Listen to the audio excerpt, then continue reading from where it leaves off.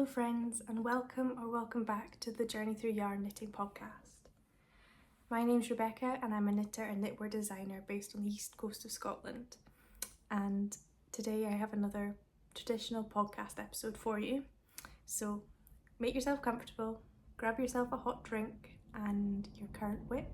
I would love to know what you're working on, so please let me know in the comments down below. I always find it so inspiring. And yeah, we'll crack on straight into the knitting goodness. So it has been quite a while since I filmed my last episode. My last video went up in March and we're now in June. It was completely unintentional, not at all what I had planned. I've had a lot going on in my personal life, which I'll chat a bit about at the end in the life update section, but yeah, I appreciate most of you are here for the knitting. So my apologies for the long absence, but I have been posting as regularly as I can over on Instagram. So if you don't already, you can follow me over there for more regular updates on my knitting, as well as a bit of sewing from time to time. But although I've been quiet here on YouTube, I still have been knitting. It's been a challenging time, and definitely my knitting has been a very important source of comfort. So I have got a few projects to share with you today. So in terms of finished objects, if you watched my last episode, I talked a bit about some baby knits I was working on at the time. They have now been finished and gifted. Very well received, I'm pleased to say. So I'll pop a photo in here. I obviously don't have them anymore, but I gifted Emma the Bunny by Toft, the Teddy Pants and the Anker jacket by Petite Knit. So it was a nice little bundle. So yeah, that's all finished. Just thought I'd round that off in the beginning of this episode. For those who watched my last. And in terms of finished objects, other than that, I've had 2 pattern releases since I last uploaded. So in April, must have been mid to end of April, the Irene Slipover was released. I talked about this a lot in previous episodes, so if you want to know more, go back and check those out. But this is now available as, this pattern is now available on Ravelry and Etsy. I'll leave all the links down below. And it's just a slip-over vest with a crew neck, double folded collar. It has a continuous textured stripe consisting of dip stitches and purl bumps. And there's also instructions for creating a split hem, also just a regular complete hem as well. So I just want to say thank you to everybody who has already engaged with this pattern release. It has been my most popular pattern to date. So if you've favorited it, added it to your queue on Ravelry or purchased it, thank you so much. Every time I get a notification about it, it gets me excited and it truly warms my heart. So thank you so much. I also done a bit of a collaboration with the Woolly Thistle over in the United States. They've made some kits with my Irene Slipover pattern, and paired it with the Scottish Yarns Festival Clan DK, which is what this is knit up in. This is in the colourway Tate. So you can buy it as a kit if you are in the States, although I think they ship internationally. But I will link that down below as well, and of course you can just get the pattern as well off Ravelry or Etsy. But yeah, I had a pattern release. I've also had another pattern release since my last episode, so 2 pattern releases, and this, since my last video, is a finished object, and it is a shawl. My first shawl design. I went, well, the first and last time since I shared this was in a vlog I did of the Scottish Wool Producers Showcase back in March. I was lucky enough to have a designer pop up, and while people were coming and chatting, I was just knitting away on this design. I wasn't sure if it was going to come to anything. It was just a pure joy project, and I was just kind of making it up as I went along, taking some notes in case I did later decide to write it up as a pattern. But a lot of people were interested in it and really liked the tactile feeling of the stitch pattern and how abstract the texture was. So based on that feedback I got at the event, I thought, oh, I may as well write it up and see how it goes. So this is the Birichen Shawl. It's not really pronounced like it's spelt. I mean, and I know a lot of people have messaged me saying, how do you pronounce this? So I'll put it phonetically on the screen. It's the Birichen. I think a lot of Scottish words are pronounced very differently to how they're spelt, but quite honestly, however you pronounce it is the right way to pronounce it. I wouldn't get worried about it at all. I mean, however you pronounce it is the way. There's no right or wrong, really.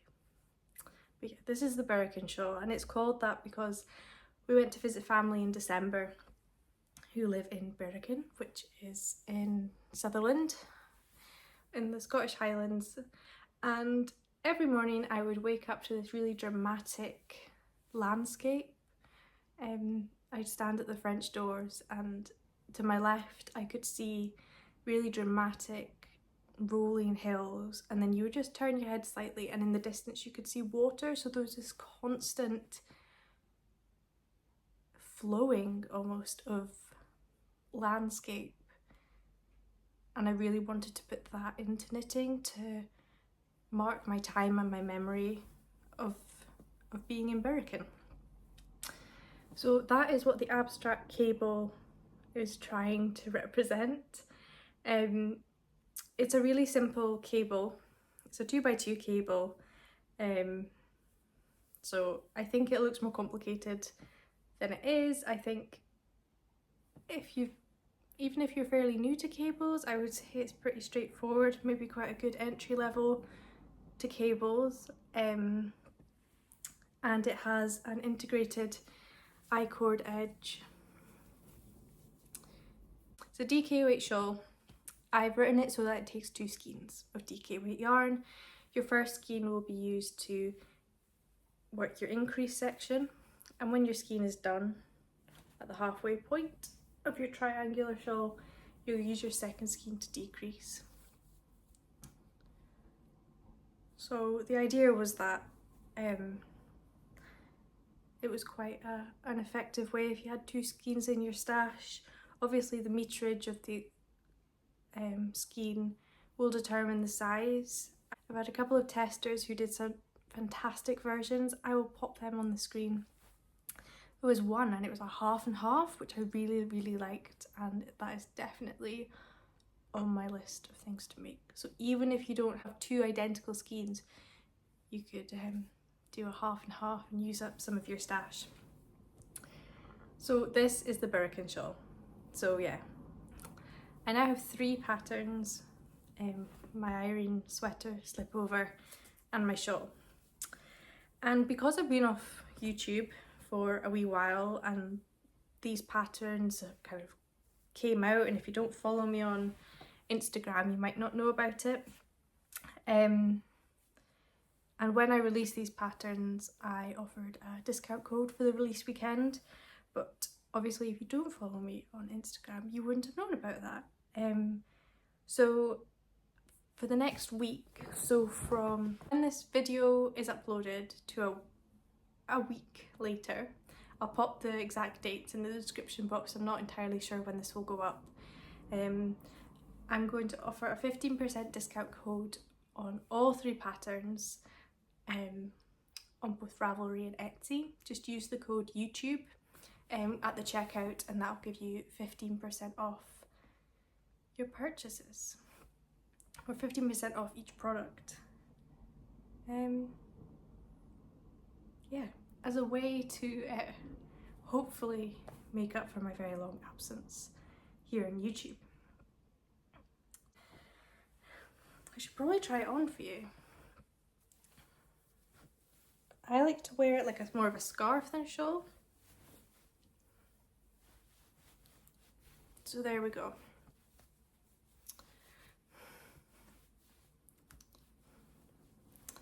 It's maybe a bit warm at the moment for a scarf, but when it's really sunny and I want to keep the sun off my skin, I'll kind of drape it over my shoulders as well. So yeah, it could work as a spring summer pattern, I guess, moving into autumn maybe. A few finished objects there. We'll crack on with whips. So I have 2 whips and then a bit of a blanket explosion. So my first whip is the Winter Clutch by Petite. So I am going to be a bridesmaid at my lovely cousin Rachel's wedding in July, and the bridesmaids are wearing bottle green, which I absolutely love. One of my favourite colours. So I thought for the evening it would be really nice if I could have a bag and just keep my phone and my bits in. Obviously during the ceremony I won't have my bag, but it'll be handy for later on in the day. And of course I wanted to make something. So I've made, almost finished, the Winter Clutch by Petite Knit. So excuse the rustling. This is made in Knitting for Olive's Merino and soft silk mohair in the shade Bottle Green, and I just love it. I think it is the perfect, it's blowing it out a little bit, it's slightly darker in real life. It's so nice, and the lovely halo. So yeah, I'm really pleased with it. It only took 1 ball of each. Are they 50 grams or are they 25 grams? I'm not sure. I'll pop it down below. So yeah, it just took the 1 ball. And the frame, the lining and the chain, all Petite Knit branded. I got this from, excuse the rustling, I got this from Knit and Living as a kit, and it came with the printed pattern as well. Just made it a bit easier than trying to find all the bits. So I'm yet to pop in the lining. It's a really decent size. I'm yet to pop the lining in and attach the chain. I just kind of got to the point where I'd done all the fun bit, I'd done all the knitting. So I just need to get around to actually adding the finishing touches. I'm very pleased with this. Hopefully I'll get some nice photos at the wedding with my lovely handmade bag. I would definitely make one of these again. It knit up really quick. The only thing I would say is gauge. I'm not sure exactly what size needle it was. It was maybe it's a 3 point. I'm not sure. I'll write it. But I ended up sizing up to a 4mm needle in order to meet gauge. And the way the bag is worked, you start at the bottom. So the base of the bag, I knit that and I basically use that as my swatch rather than swatching beforehand. So yes, I am an English style knitter. So I normally do have to size up for Petite Knit patterns, but I ended up sizing up quite a bit, and I think that is because it is a slip stitch, all over slip stitch pattern, which will tighten the fabric up again. So yeah, I used a 4mm needle for this bag. My next whip is a design. I have not shared this before. I'm actually take this off and get really warm. I've not really talked about this before. And it's a design which I've been working on probably since April. Yeah, April. And it has been a real true labour of love. It's taken quite a bit of work, lots of ripping back, lots of re-knitting. But I'm at a point where I'm happy with it. It's not quite finished. It's not quite written up yet, but we're getting there. So hopefully it'll be an autumn winter release. It has got a name, but I'm not sure if I'm ready to share the name. Hopefully you'll be able to see my inspiration. Oh, it's a bit wrinkled. This is, you can't see it, my latest sweater design. And it is a raglan.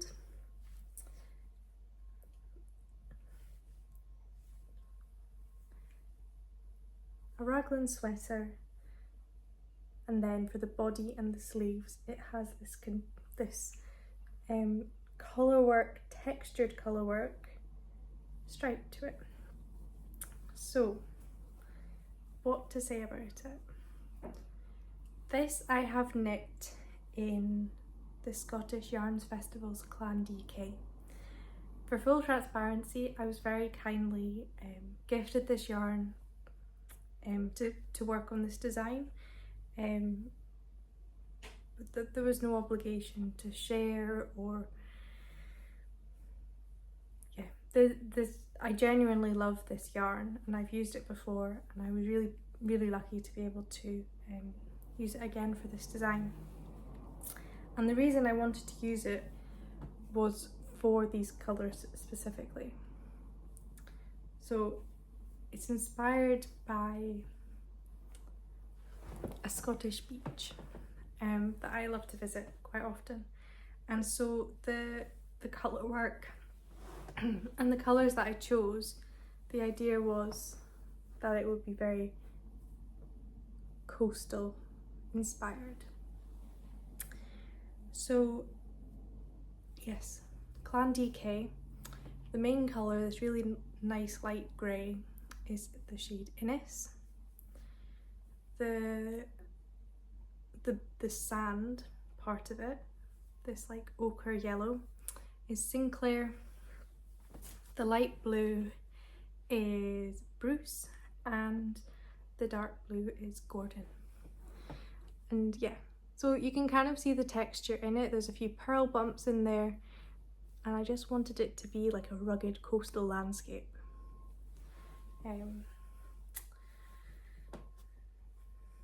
I finished off the hems. I mean, this is probably quite an easy thing if you don't want to add it to the pattern. It's probably quite easy to admit.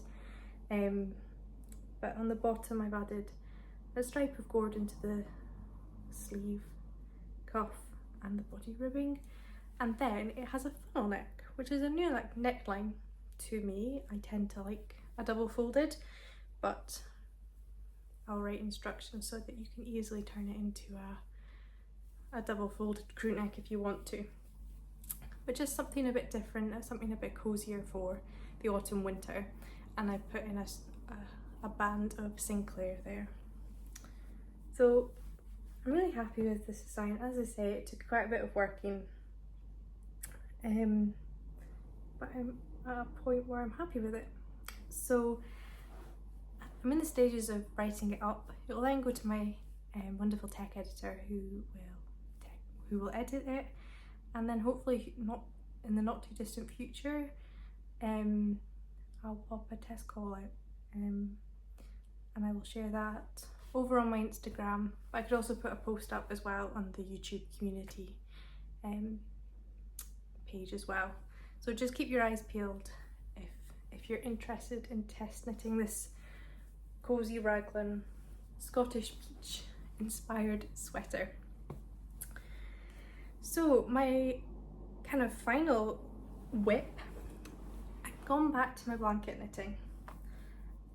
find I tend to look for comfort knits when, I don't know, my mind just can't focus on things because of lots going on in my life. So I ended up gravitating back to my Sweet Shop blanket, which I've shared about in previous videos, but I've popped a few more squares in there.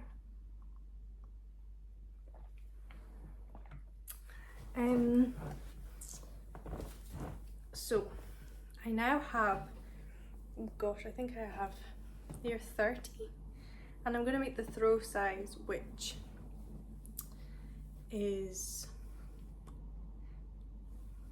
it 90 squares, something like that. So I'm about a third of the way to the throw, so I'm slowly getting there.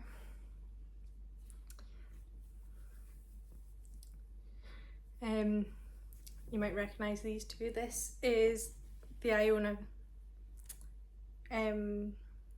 DK in the shade Fire to Clay. Not sure if I mentioned that earlier. And then this is the Clan, Scottish Yarn Festival's Clan DK in the shade Tate. So I popped a few more of those in. And yes, on the whole, I've been pretty good at weaving in my ends as I go. It's certainly not my favourite thing, just one square I haven't got around to. But I've been really enjoying knitting on that. It's made me really want to knit up a Stella quilt cushion. But yeah, it's pure comfort, pure joy, quite a mindless knit, which is perfect for me just now.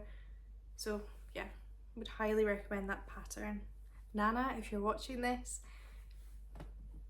is the pattern for you. And it's great if you've got like scraps. Each triangle I think takes 4 grams, so a really good stash buster. What do I have? Another blanket which I've started working on, which I haven't got very far with, is the Copenhagen, what's it? Is it the building blocks? And the idea is it's a pattern where there's lots of variations of these houses. I'm not sure what the street is in Copenhagen, but it's a really famous street along a canal, I think. I've never been, but it looks beautiful and it's on my bucket list. And there's these iconic houses, buildings. So my plan is to knit up a few of these and hopefully have enough over time to make a blanket. This is my first one. This has been blocked and all the ends have been woven in. It's certainly not the neatest on the back. I'm hoping they will felt down a bit, particularly as most of my stash that I'm using is woolly wools. So yeah, pleased with that. That's the first one. The second one is being blocked but haven't woven the ends in. This one's okay. I'm not so sure about the very 70s looking, the brown and the like mustard yellow. But that was my second one. And my third one has not been blocked or had its ends woven in. But I quite like this one as well. It's all curling up. So I'm hoping to just keep knitting away at these when inspiration takes me, and over time just build up to a blanket. The final blanket, I feel like I'm in my blanket era, my blanket empire. The final thing is a bit of crochet. Now I'm a knitter who crochets. I think that's the best way of putting it. I dabble in crochet. I know. But what I've been doing is I've either been using my scraps to add to my Copenhagen buildings or my Sweet Shop blanket, or both if I have enough. Then once I've finished with that scraps, if there's less than 4 grams, so I can't put it into the Sweet Shop, it goes into this crocheted blanket. This is a free YouTube tutorial pattern which I will link down below. I'm not sure the lady's name or username, but it will be all the details will be down below. But it's a scrappy crochet blanket.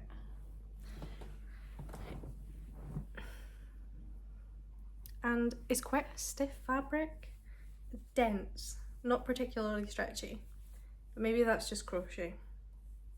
Hopefully some.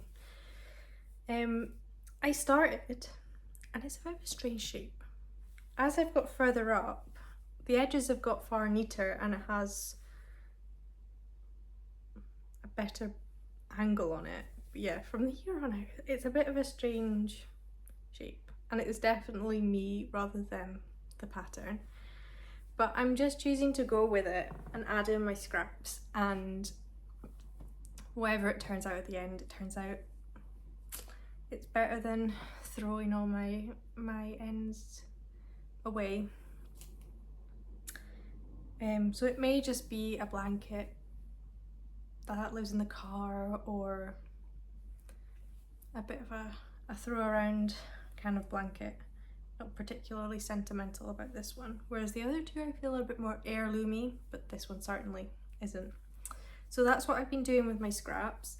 I've really been enjoying the crochet process. It's a lot faster, and it's quite methodical because the stitch pattern it's all double crochet and chain stitch, I think, and that's UK terminology. So it has been really quite a rhythmic, mindful process. So I've been really enjoying it.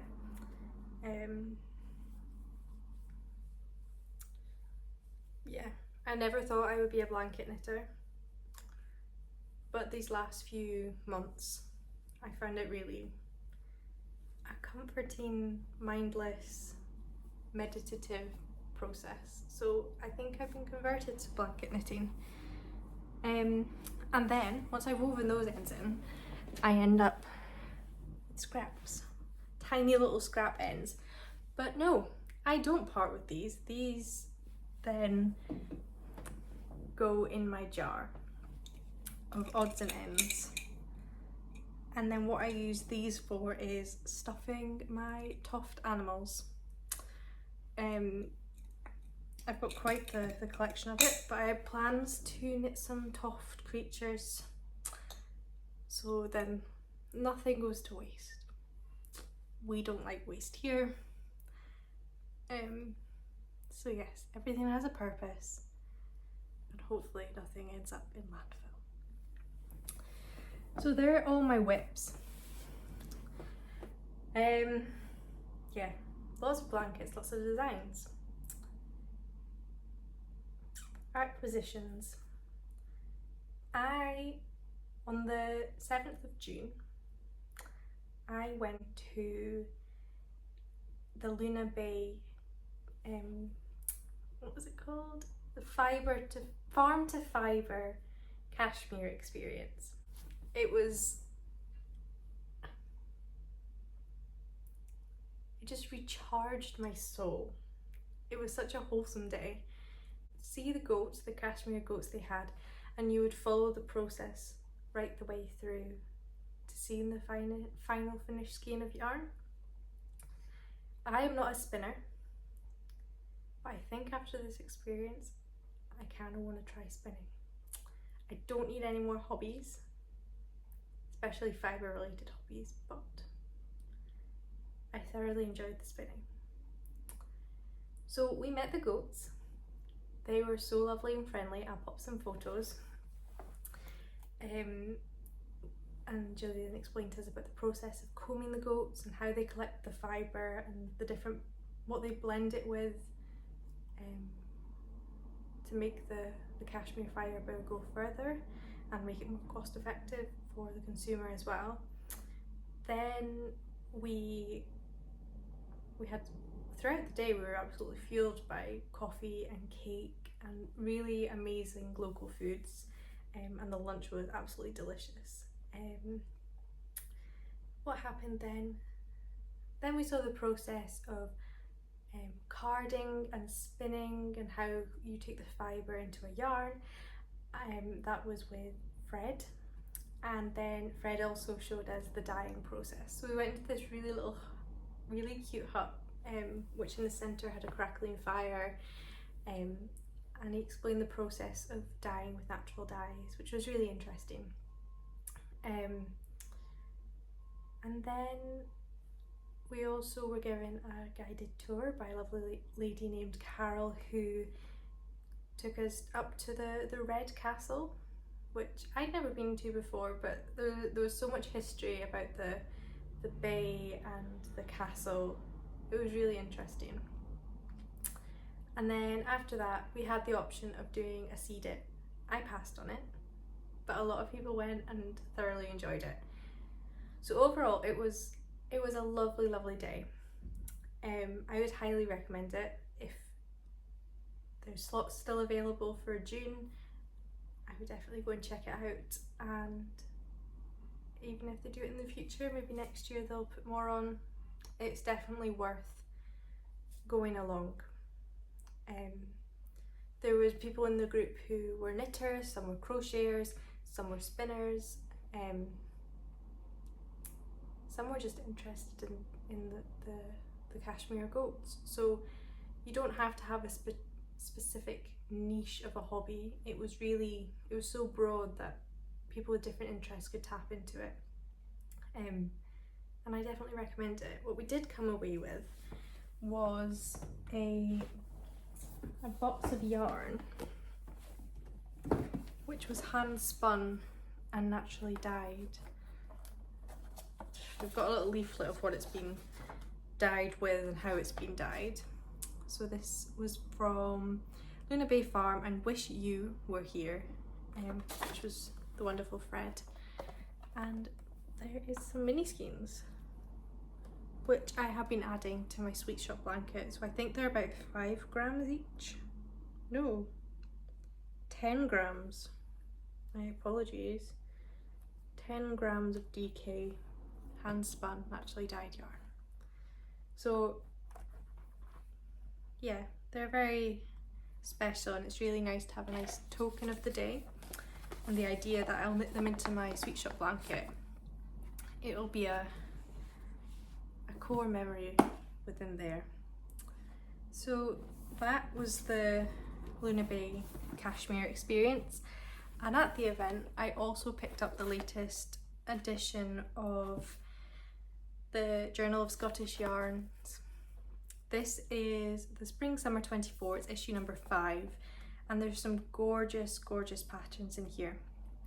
So it consists of articles and features about different Scottish yarn related people, or exhibitions, or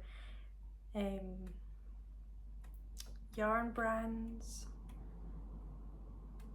and it's really detailed. It's definitely worth having a look at the previous issues as well, but this, I mean, it's a magazine, but it's a proper book, and I love just getting up in the morning with my morning coffee and reading one of the articles. There's such beautiful photos in here as well. I'm trying to find, there's a really lovely article about Uist wool, which I have some in my stash, and it's so nice to be able to learn more about the fibre you're knitting with. Like, yes, it's a nice fibre, but being able to understand its history and the people behind it is fascinating. So I suppose that's an acquisition as well. So that is all my yarny chat. The life update segment. A lot of podcasters do this. It's not something I've done before, but I like it. I like being able to almost feel like I know the person on the other side of the screen a bit better. So what's been going on?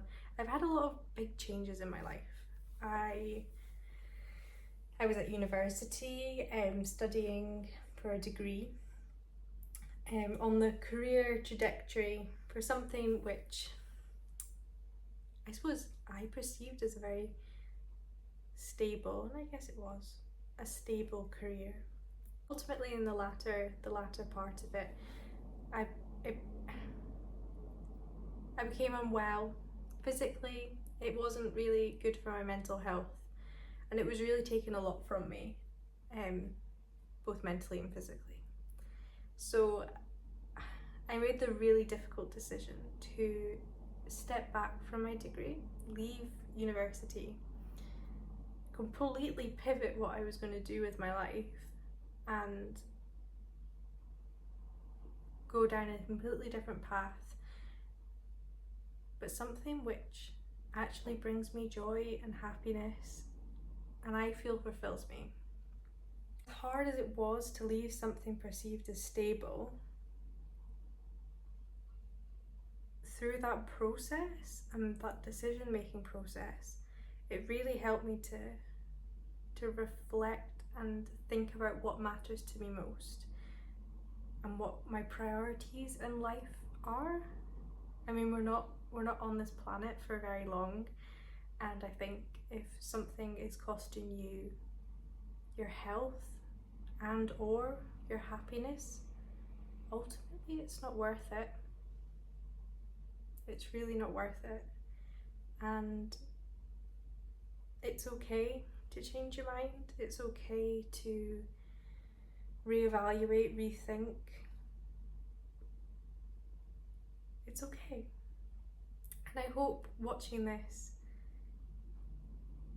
you take away from this that you really are enough. You don't have to be extraordinary or a world changer. As long as you and yourself are happy and nothing costs you your health, then that is good and that is okay and that is enough. And throughout that, my knitting was a complete comfort. I called this channel my brand, I suppose, Journey Through Yarn, because I wanted to document that throughout life and throughout all these challenging periods and the ups and the downs, I had my knitting and I had my yarn, and yes, it's a journey in itself, but it was a constant in my life throughout this mad journey. It's my constant, and I'm glad I had it. I really do. And what I've knit in the last few weeks is very reflective of what's gone on in my life. I've knit a lot of blankets, and that's my pure comfort project. I've not done much pattern writing, and that's reflective of the period of time I'm in. I find knitting rewarding, both product and process. But ultimately, I think I would take the process. I find the process more important to me than the finished product. Is why I knit. It's for the doing something creative, being creative, doing something with my hands, something which is a form of meditation. And that is why I knit.